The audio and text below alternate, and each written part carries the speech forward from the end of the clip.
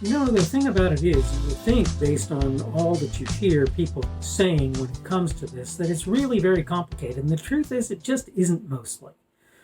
The idea that you are allowed in the Constitution the right, not allowed in the Constitution, but that the Constitution specifies the right to peaceably assemble is not really such a strange thing. Well, that's kind of what we want to talk about today, or what I want to talk about, what you have to listen to on the Daily Summation from Kurt's Religion and Politics. I'm your host. I am Kurt. It's a good thing to have you along today. Thank you for being here, whether it's on YouTube, on the podcast, or on Rumble. I'm glad to have you here.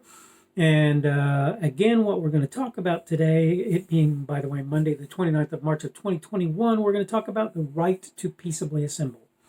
And what I wanted to kind of do is this. I wanted to point something out that seems to be hard to understand for people, I guess. I don't really know, because the more I hear it, the more I scratch my head over it. Really, it's like I go, wait, what? Why is that a problem for you? There's this word in the concept, the right to peaceably assemble. It's peaceably. Okay, let me just give you a couple of things to think about.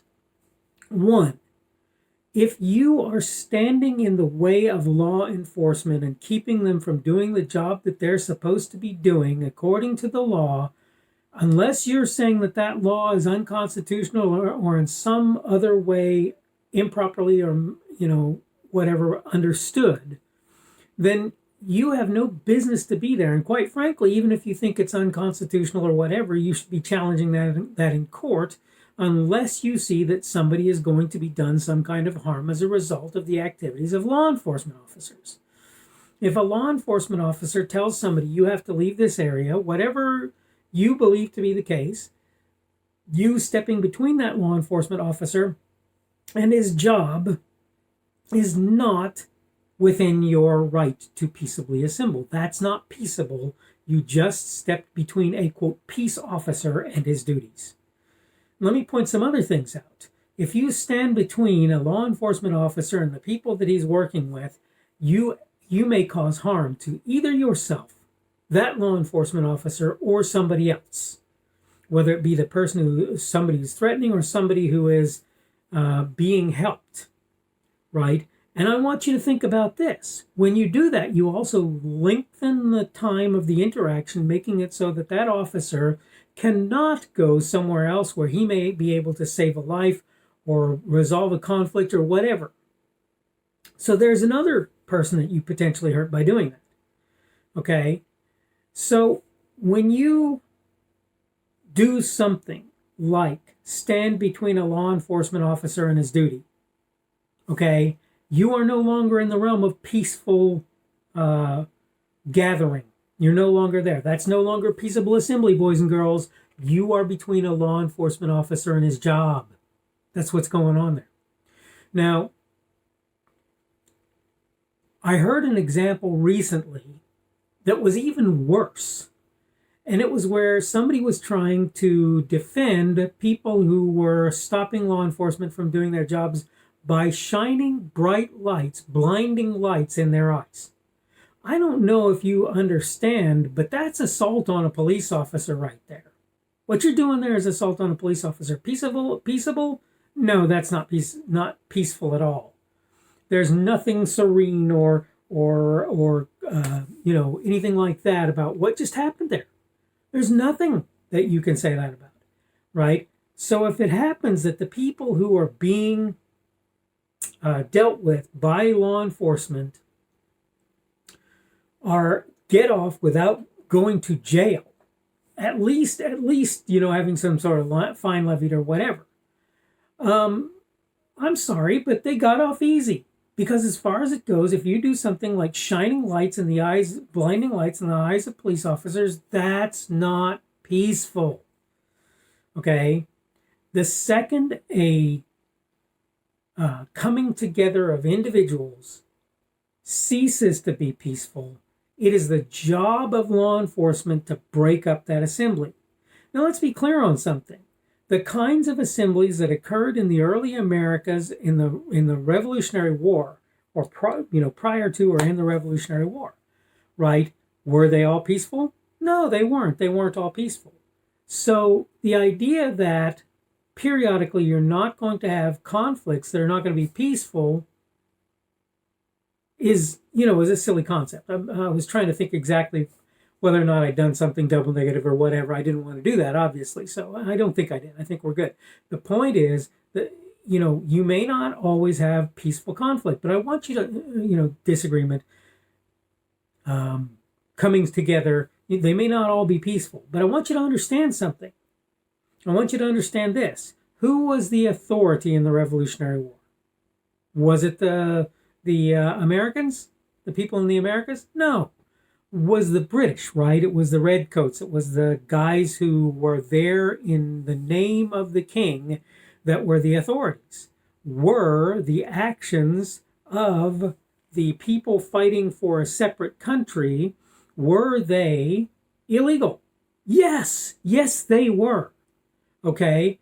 Was there a possibility, in fact, did it not happen, that many of those people either lost their lives or lost their fortunes or lost family or any number of other things while they were doing the various things that they were doing, went to jail, whatever may have happened? Well, yeah, all of that happened. And yes, it was all considered illegal by the crown, and therefore it was considered illegal by the people who were working for them. But the point is this: peaceable assembly does not involve blinding police officers, hitting police officers, standing between police officers and their sworn duty. It doesn't do that. If you want to peaceably assemble, that is your right under the Constitution. Well, actually, that's your God-given right, is what the Constitution says. It doesn't say the Constitution grants you this right. It says you are granted this right by God Almighty. That's what it says. Okay, if you want to be clear on that. And what it says is that Congress can't stop you from acting peaceably when you do that. That's what it says. That's what happens there. So the idea that you have the right to peaceably assemble, yeah, that's true. But the second piece is not the thing you're looking at or dealing with. Hey, guess what? Suddenly you've stepped into another realm, and it's no longer the realm of peaceable assembly, but violent protest, riots, or whatever. Okay? And so the point that needs to be understood is, to those boneheads in the press, and they're boneheads in the press who did this, who asked, and I'm not going to get into name calling or naming of names, you'll know who I'm talking about, who said peaceable assembly had to be peaceable. And you think to yourself, and you're actually reporting the news? And you're actually supposedly reporting the news saying things like that. I'm not saying that every protest is going to be peaceful. I'm not saying that everything that happens is going to be that. But you need to understand that the second you put yourself out there in that way, where you're not doing things that are peaceful, you are subject to suffering the consequences. You're potentially going to suffer the consequences of having done that. The thing that I will say is that this video was designed to talk about the right of the people to peaceably assemble. And the second you start doing things that are violent in nature, even if they're just, quote, assault as opposed to actual battery where you actually beat up on somebody, even if you get out there and start telling people you're going to kill their children, okay, you've already stepped into the realm of this is no longer peaceable assembly, people. And you need to understand this. Does that mean that there's no circumstance under which violence is called for? I personally tend to argue that there isn't, but there are lots of people who believe that there is. And as I say, this country was literally founded on a revolution, and that revolution was violent in nature. So I have to say that I believe you can make the argument that violence can be a reasonable thing, at least in the minds of many people. But the thing is that right to peaceable assembly for the redress of grievances is not the right to violent assembly. It is not the right to riot. Okay? All right. I need to wrap this up. I think that I've made myself clear. You want to talk about peaceable assembly? Please don't tell me that people are shining blinding lights in the eyes of law enforcement or trying to keep them from doing their job. Okay, again, today is Monday, the 29th of March of 2021. That means tomorrow will be Tuesday, the 30th of March of 2021. Today's subject has been Right to Peaceably Assemble. Tomorrow we will talk about public parks, and there are some things that I think people don't understand that they need to get into their heads when it comes to that, and hopefully I'll be able to elucidate just a little bit. I hope you've enjoyed my presentation today. Hopefully we will see you again tomorrow. The speaker on this edition of the Daily Summation is Kurt Schubert.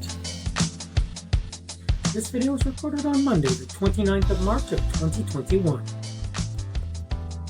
The Daily Summation is created for Kurt's Religion and Politics.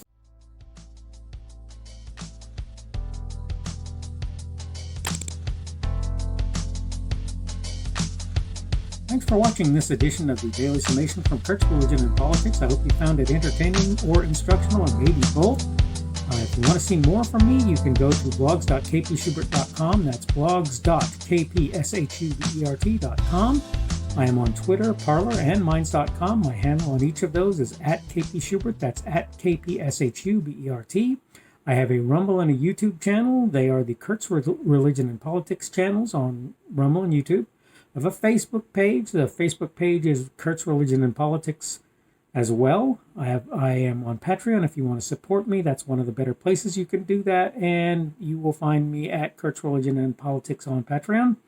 I have a podcast. The podcast is podcasts with an S, .kpschubert.com. That's podcasts.kpschubert.com. I think you should be able to find me with relative ease on Apple Podcasts, Google Podcasts, and Spotify as well. The best way I find to do that is to look for Kurt's Religion and Politics. You can try to use the Daily Summation. I find that it doesn't work as well as a general rule, but you can always try that. I'm glad to have you aboard today, and hopefully we will see you again tomorrow.